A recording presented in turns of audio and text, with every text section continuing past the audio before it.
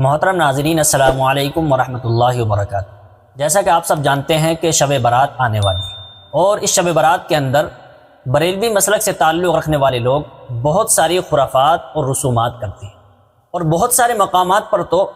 آتش بازی بھی کی جاتی ہے، پٹاخے بازی بھی کی جاتی ہے، اور گھروں کے اندر چراغ جلانا، موم بتی جلانا، اور قبرستان کے اندر چراغاں کرنا، اور نہ جانے کیسی کیسی خرافات اور رسومات اس رات کے اندر کی جاتی ہیں۔ اور اسی طریقے سے اس رات سے ایک دن پہلے عرفے کی رسم کو بھی کیا جاتا ہے کہ روحیں گھروں کے اندر آتی ہیں، اور اس طرح کی بہت ساری خرافات اس رات سے جوڑنے کی کوشش کی جاتی ہے، جبکہ حقیقت یہ ہے کہ ان تمام خرافات اور رسومات کا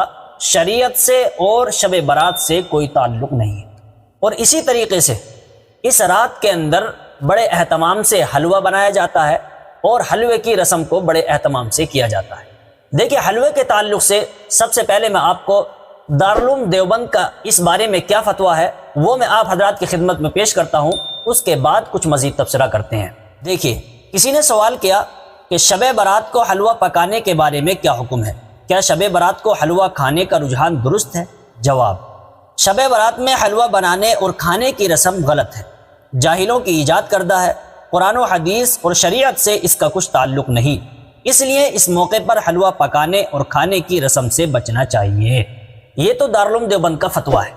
اب کچھ باتیں میں آپ حضرات کی خدمت میں پیش کرنا چاہتا ہوں، اور وہ یہ ہیں کہ دیکھیے، سب سے پہلے یہ سمجھیے کہ فی نفسی ہی حلوہ کھانا اور پکانا جائز ہے، اور اس حلوے کو پکایا بھی جا سکتا ہے اور کھایا بھی جا سکتا ہے،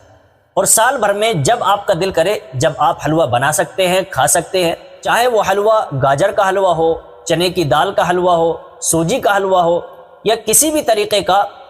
یہ پکا ہوا ہو، آپ سال بھر میں کسی بھی دن جب آپ کا دل کرے آپ اس کو بنا کر کے کھا سکتے ہیں۔ لیکن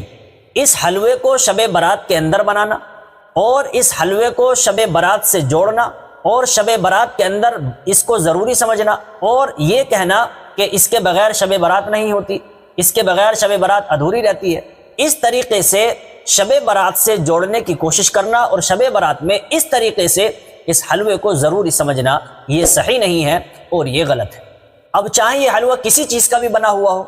گاجر کا حلوہ بنا ہوا ہو، سوجی کا حلوہ بنا ہوا ہو، یا چنے کی دال کا حلوہ بنا ہوا ہو، یا کسی اور چیز کا حلوہ بنا ہوا ہو،